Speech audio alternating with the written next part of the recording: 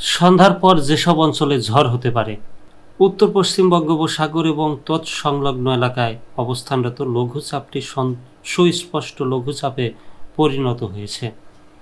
এটি আরও ঘনীভূত হতে পারে।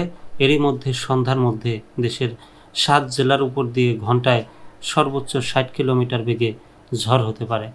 আবহাওয়া অধিদপ্তর নদীবন্দর সতর্কবার্তায় জানিয়েছে, বুধবার সকাল 9টা থেকে সন্ধ্যা 6টার মধ্যে খুলনা, বরিশাল, পটুয়াখালী, নোয়াখালী, কুমিল্লা, চট্টগ্রাম ও কক্সবাজারের উপর দিয়ে দক্ষিণ অথবা দক্ষিণ পূর্ব দিক থেকে ঘন্টায় 45 থেকে 60 কিলোমিটার বেগে বৃষ্টি অথবা বজ্র বৃষ্টি সহ অস্থায়ীভাবে দমকা অথবা ঝড়ো হাওয়া বয়ে যেতে পারে।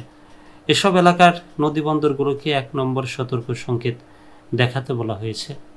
এদিকে আবহাওয়া অধিদপ্তরের 120 ঘন্টার পূর্বাভাসে বলা হয়েছে, উত্তর পশ্চিম বঙ্গোপসাগর এবং তৎসংলগ্ন এলাকায় অবস্থানরত লঘুচাপটি একই এলাকায় সুস্পষ্ট লঘুচাপে পরিণত হয়েছে।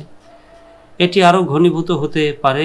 এছাড়া দক্ষিণ পশ্চিম মৌসুমি বায়ু ঢাকা বিভাগের পূর্বাঞ্চল সহ বরিশাল, চট্টগ্রাম, সিলেট ও ময়মনসিংহ বিভাগ পর্যন্ত অগ্রসর হয়েছে।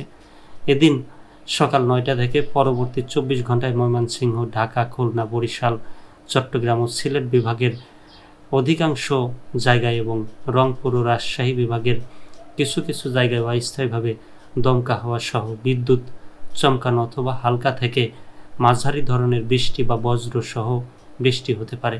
সেই সঙ্গে খুলনা, বরিশাল, চট্টগ্রাম ও সিলেট বিভাগের কোথাও কোথাও মাঝারি ধরনের ভারী থেকে অতি ভারী বর্ষণ হতে পারে এবং সারা দেশে দিনের তাপমাত্রা 1 থেকে 2 ডিগ্রি সেলসিয়াস হ্রাস পেতে পারে ও রাতের তাপমাত্রা সামান্য হ্রাস পেতে পারে। বৃহস্পতিবার সকাল 9টা থেকে পরবর্তী 24 ঘন্টায় রংপুর, রাজশাহী, ময়মনসিংহ, ঢাকা, খুলনা, বরিশাল, চট্টগ্রাম ও সিলেট বিভাগের অধিকাংশ জায়গায় অস্থায়ীভাবে দমকা হাওয়া সহ বিদ্যুৎ চমকানো অথবা হালকা থেকে মাঝারি ধরনের বৃষ্টি বা বজ্র সহ বৃষ্টি হতে পারে। সে সঙ্গে সারা দেশের কোথাও কোথাও মাঝারি ধরনের ভারী থেকে অতি ভারী বর্ষণ হতে পারে। এছাড়া সারা দেশে দিন এবং রাতের তাপমাত্রা সামান্য হ্রাস পেতে পারে।